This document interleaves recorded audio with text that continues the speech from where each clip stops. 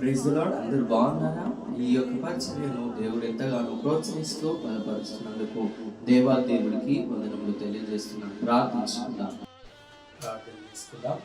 పరిశుద్ధుడైన తండ్రి, నమ్మదగిన దేవ, ఈ యొక్క ఘనమైన శ్రేష్ఠ నిత్య పరిశుద్ధ నామానికి వందనములు, కృతజ్ఞత, స్తుతి, స్తోత్రములు తెలియజేస్తున్నాను.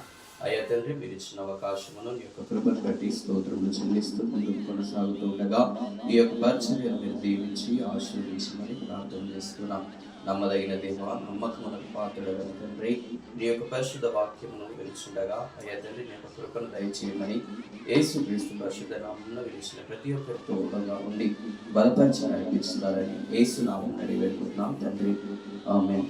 మత్తయి సువార్త 21వ అధ్యాయము మొదటి నుంచి కొన్ని వచనముల వరకు దేవుని యొక్క వాక్యమును ధ్యానించుకుందాం. తరువాత యెరూషలేమునకు సమీపించి ఒలివ చెట్ల దగ్గర కొండ దగ్గర ఉన్న బెత్సెబాకు వచ్చినప్పుడు యేసు తన శిష్యులలో ఇద్దరిని చూచి, మీ ఎదుటనున్న గ్రామమునకు వెళ్ళుడి. వెళ్ళగానే కట్టబడి ఉన్న ఒక గాడిదయు దానితోనున్న ఒక గాడిద పిల్లయు మీకు కనబడను. వాటిని విప్పి నా యొద్దకు తోలుకొని రండి. ఇక్కడ జ్ఞాపకం చేసుకుంటూ ఉన్న యేసుక్రీస్తు ప్రభుల వారు ఇక్కడ చెప్తున్న మాట మనకు ప్రవచనాత్మకంగా అది కనిపిస్తూ ఉందని జ్ఞాపకం చేస్తూ ఉన్నాను. ఎందుకు ఈ మాటను జ్ఞాపకం చేసుకుంటూ ఉన్నాం ఇక్కడ అంటే, యేసుక్రీస్తు ప్రభువు ఆయన యొక్క శిలువ శ్రమలకు అనగా శిలువకు వెళ్ళక మునుపు జరిగిన దానిని మనము జ్ఞాపకం చేసుకుంటూ ఉన్నాం. ఇక్కడ మనం చూడవచ్చు, అనగా యేసుక్రీస్తు ప్రభు ఈ దినం మొదలుకొని అనగా మటలాదివార దినము మొదలుకొని గుడ్ ఫ్రైడే వరకు ప్రతి దినము కూడా ఒక థీమ్తోని ఆలోచన చేయవచ్చు ఆయనను. ఎందుకంటే ఆయన చేసినది ఇక్కడ మనకు కనిపిస్తూ ఉంది. యేసుక్రీస్తు ప్రభు జయోత్సాహంతో ఆయన యెరూషలేము ప్రవేశంలోనికి వెళ్ళి ఉన్నాడు. ఎందుకు ఈ మాట అంటే, ఇక్కడ మనకు కనిపిస్తూ ఉంది, ఒక గాడిద పిల్ల ఇక్కడ కట్టబడి ఉన్నది, దానిని తీసుకొని రమ్మని తన శిష్యులకు అక్కడ చెప్తున్నాడు. ఎందుకు ఈ మాటను ఇక్కడ జ్ఞాపకం చేయబడుతుంది? గాడిద పిల్లకు ఎందుకు ఇక్కడ గొప్ప ఆవిష్కారము ఉన్నదని అని అనుకుంటే ఇక్కడ మనం జ్ఞాపకం చేసుకోవచ్చు. ఎందుకంటే ప్రవచనము అనగా దేవుడి యొక్క ప్రవచనము ఇక్కడ నెరవేరుతున్నట్టుగా మనం చూస్తూ ఉన్నాం. జకర్యా గ్రంథంలో మనకు కనిపిస్తూ ఉంది. 9వ అధ్యాయం 9వ వచనంలో జ్ఞాపకం చేస్తాడు, సియోను నివాసులారా బహుగా సంతోషించుడి, యెరూషలేము నివాసులారా ఉల్లాసముగా ఉండుడి. నీ రాజు నీతిపరుడును రక్షణ గలవాడును దీనుడనై గాడిద పిల్లను ఎక్కి నీ యొద్దకు వచ్చుచున్నాడు. ఎందుకు అనంటే ఇక్కడ జ్ఞాపకం చేసుకోవాలి, ప్రవచనాత్మకంగా ఉన్న ఆ గ్రంథమును లేఖనమును నెరవేర్చుటకు ఈ లోకానికి యేసుక్రీస్తు ప్రభు వచ్చినాడన్న సత్యాన్ని ఇక్కడ ప్రాముఖ్యంగా మనం జ్ఞాపకం చేసుకోవచ్చు దేవుని ప్రియులారా.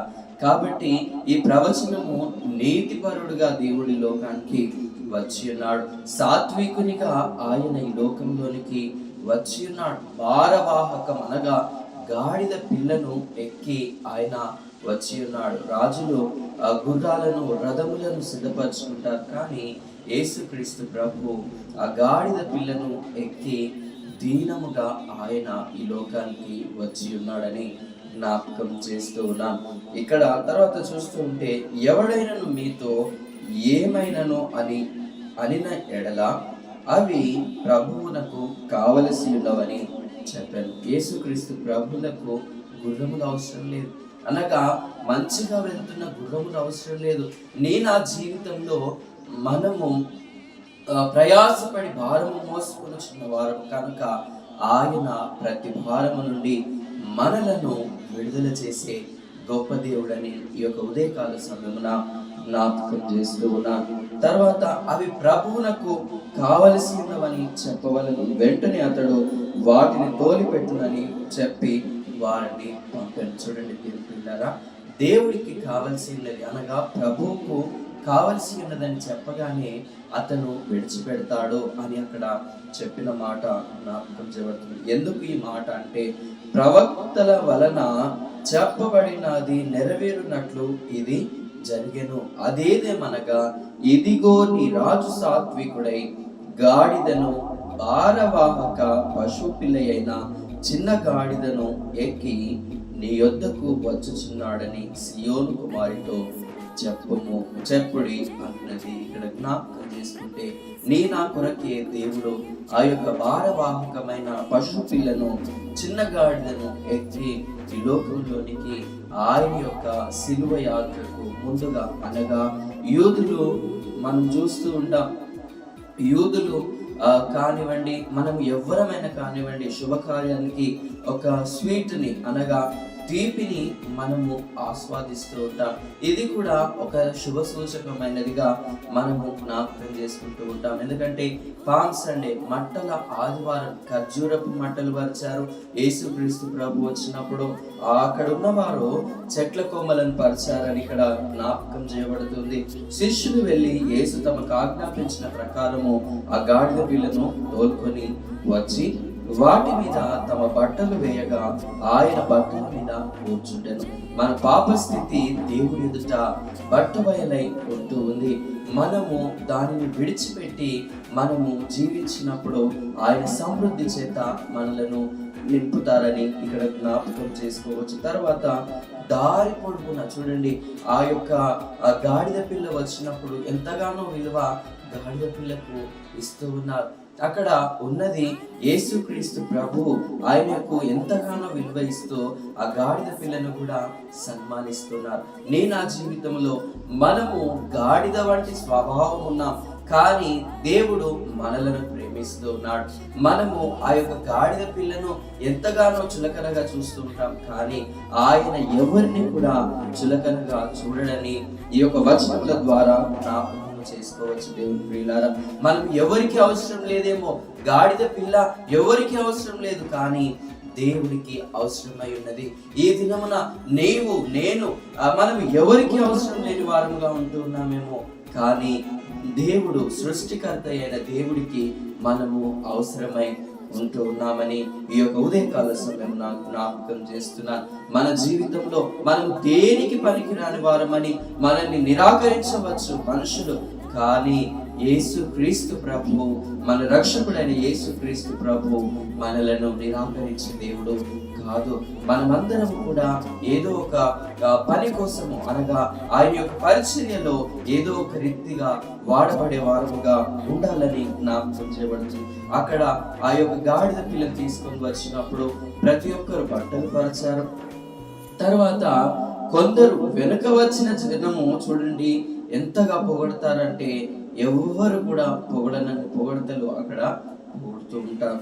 దావీదు కుమారుడికి జయం, ప్రభు పేరిట వచ్చువాడు స్తుతింపబడును గాక, సర్వోన్నతమైన స్థలములలో జయము అని కేకలు వేయుచుండేది. చూడండి దేవుని ప్రియులారా, ఎంత మనుషులు ఎంత మభ్య పెట్టేవారుగా ఉంటారు. మన ముందు చూడండి, ఇక్కడనేమో ఆయన మంచివాడు, దావీదు కుమారుడికి జయము అంటున్నారు.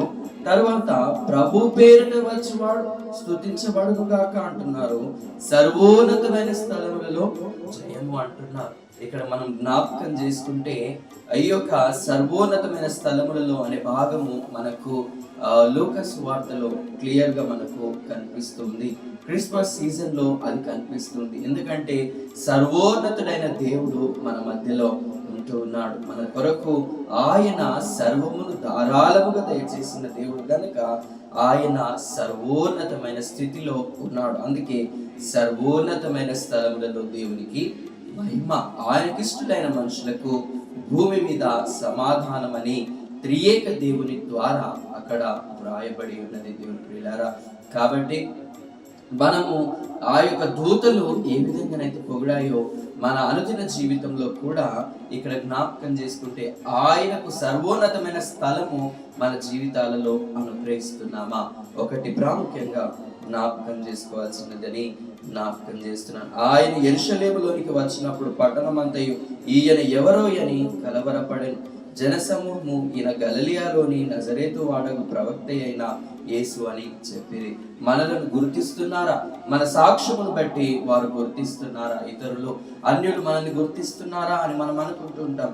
కానీ నీ ప్రవర్తన, నీ చూపు, నీ యొక్క క్రియలు ఏ విధంగా ఉన్నాయి? ఒకరిని నీవు తక్కువ చేసి చూసేవాడిగా ఉన్నావా, లేదా నిన్ను నీవు ఎదుటివాడికి ఎంతగానో హేళన చేసే రకంగా నీవు ఉంటున్నావా? ఒకసారి జ్ఞాపకం చేసుకోవాలి. ఇక్కడ చూస్తుంటే ఆయన యెరూషలేము ప్రవేశం చేశారు. ఆయన యెరూషలేము ప్రవేశం చేసిన తర్వాత క్రయ విక్రయములు చేసిన వారిని అక్కడి నుండి వెళ్ళగొట్టి రూకలు మార్చి వారి బల్లలను, గువ్వలమ్ము వారి పీటలను పాడద్రోసి నా మందిరము ప్రార్థన మందిరం అనబడునని దేవుడి ఈ యొక్క వచనముల ద్వారా జ్ఞాపకం చేస్తున్నాడు. మనం దేవుని ఆలయమును పాడు చేస్తున్నామేమో ఒకసారి జ్ఞాపకం చేసుకుందాం. శారీరకంగా మన యొక్క శరీరము మనదని మనం భ్రమపడుతూ దేవుని ఆలయముగా ఉన్న పవిత్రతను పోగొట్టుకుంటున్నామేమో ఒకసారి మనలను మనము జ్ఞాపకం చేసుకొని పరీక్షించుకొని ఈ దినమున జ్ఞాపకం చేసుకొని మనము ఒకవేళ ఆ విధంగా ఉంటే విడిచిపెట్టుకొని నవీనమైన కృపను దేవుడు మనకు అనుగ్రహించినట్లుగా ప్రార్థన చేస్తాం. గుడ్డివాడు చూడండి, అయితే మీరు దానిని దొంగల గుహగా చేసేది వారని ఎవరిని అంటున్నాడు ఇక్కడ అంటే, నేను ఆ జీవితంలో నిన్ను నన్ను కూడా యేసుక్రీస్తు ప్రభు ప్రశ్నిస్తూ ఉన్నాడు. మనము దేవుని ఆలయమునైతే మనం దొంగల గుహగా లేదా మన యొక్క వ్యాపార స్థలముగా దానిని చూస్తున్నామేమో. దేవుని ప్రియులారా, ఒక్కసారి జ్ఞాపకం చేసుకొని ఈ దినమున అటువంటి స్థితి మనకుంటే యేసుక్రీస్తు ప్రభువు చెప్తున్న మాటలను బట్టి నేను ఆ జీవితంలో సరి చేసుకొని మనం ముందుకు కొనసాగితే ఆయన యొక్క కృప మనకు ఎల్లవేళలా ఉంటుందని జ్ఞాపకం చేస్తూ ఉన్నాం. తర్వాత గుడ్డివారును దేవాలయంలో ఆయన యొద్దకు రాగా ఆయన వారిని స్వస్థపరచను.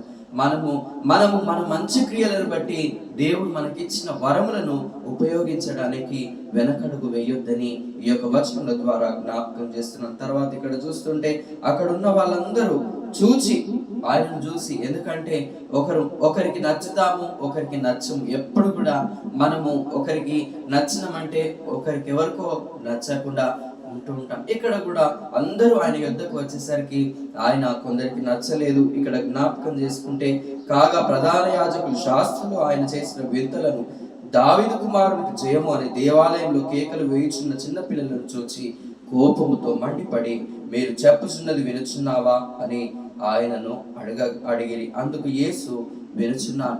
బాలురుల యొక్క చంటి పిల్లల యొక్క నోట స్తోత్రము సిద్ధింపజేసి అను మాట మీరెన్నడూ చదవలేదా? కీర్తనల గ్రంథంలో అది రాయబడి ఉన్నది. బాలురు, చంటి పిల్లలు ప్రతి ఒక్కరి నోట దేవుణ్ణి స్తుతించే స్తోత్రములు ఉన్నవని ఇక్కడ జ్ఞాపకము చేస్తూ ఉన్నాం. మనం స్తుతిస్తూ ఉంటాం, దేవుణ్ణి స్తోత్రిస్తూ ఉంటాం, పాటల ద్వారా దేవుడిని ఆయనను పొగుడుతూ ఉంటాం. పొగడడం చాలా గొప్ప విషయం. కానీ ఇక్కడ జ్ఞాపకం చేసుకుంటే కొందరు ఓర్వలేని వారు కూడా ఉంటారు. మనకు దేవుడు అద్భుతాలు చేసినప్పుడు ఓర్వలేని స్థితిలో ఎంతో మంది ఉంటూ ఉంటారు. వీరు చెప్పుచున్నది వినుచున్నావా అని ఆయన అడిగినందుకు యేసు, వినుచున్నాను. దేవుడు వినేటట్టుగా మనము మన అనుదిన జీవితంలో మన యొక్క ప్రయాణమును కొనసాగిస్తూ ఉన్నామా? ఈ ఒకసారి జ్ఞాపకం చేసుకొని ఆయన అక్కడి నుండి వెళుతూ ఆయన వారిని ఇక్కడ మనం 17వ వచనంలో చూస్తే, అని వారితో చెప్పి వారిని విడిచిపెట్టి పట్టణము నుండి బయలుదేరి బేతనియాకు వెళ్ళి అక్కడ బస చేశారు. అక్కడ యేసుక్రీస్తు ప్రభువు ఆదివార దినమున చేసినది.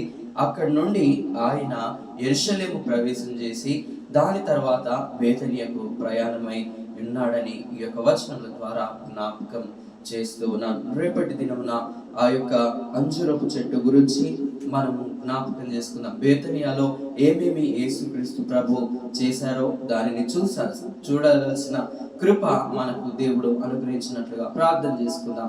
పరిశుద్ధుడైన తండ్రి, నమ్మదగిన దేవా, ఈ యొక్క ఘనమైన శ్రేష్ఠ నిత్య పరిశుద్ధ నామానికి వందనంలో కృతజ్ఞతాస్తుతి స్తోత్రములు చెల్లిస్తున్నాం.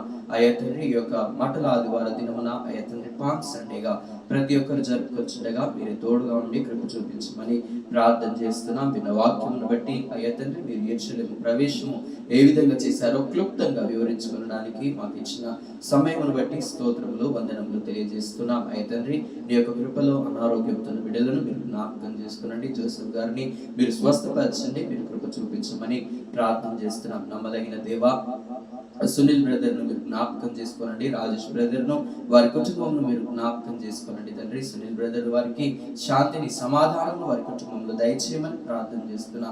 అయ్యా తండ్రి నాయన, మా కొరకు ప్రార్థించండి అని చెప్పిన అయ్యా తండ్రి నాయన, నీకు స్తోత్రములు. అశోకాలను బట్టి నీకు వందనాలు ప్రభువా. నీ యొక్క రక్షణలో అయ్యా తండ్రి వారి ఎదుగుటకు కృప చూపించండి. గర్భఫలం నీవిచ్చి బహుమానం అన్నావు. అయ్యా తండ్రి మీరే కృప చూపించి సహాయపడమని ప్రార్థన చేస్తున్నాం. అయ్యా తండ్రి సమస్తమైన మీ యొక్క కృపల చేత భద్రపరుచుకుని అయ్యా తండ్రి ప్రార్థించండి అని చెప్పిన ప్రతి బిడ్డను మీరే పేరు పేరు వరుసగా దీవించి ఆశీర్వదించి మేము పొందుకుంటారని యేసు క్రీస్తు పరిశుద్ధ నామం అడిగి పెట్టుకుంటున్నాం తండ్రి. ఆమేన్. దేవుడు మిమ్మును మీ కుటుంబాలను దీవించి ఆశీర్వదించును గాక.